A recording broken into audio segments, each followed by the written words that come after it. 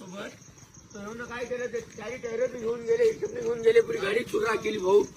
काहीच नाही ठेवलं गाडीत.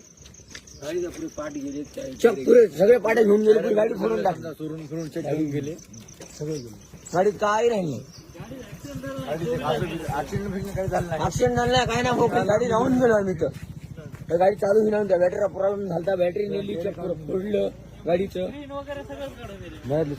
स्क्रीन नेलं, पिकर नेले, चक नाही ना भाऊ गाडी. काय राहिलं ना गाडी. तुमच्यासोबत पोलीस आले, पोलीस आले बघा नाही काय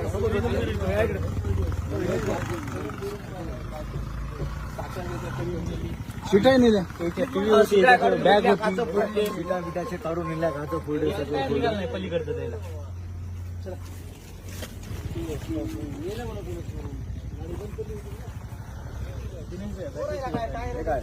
बॅटरी नेली काढून, सगळं काढून नेली.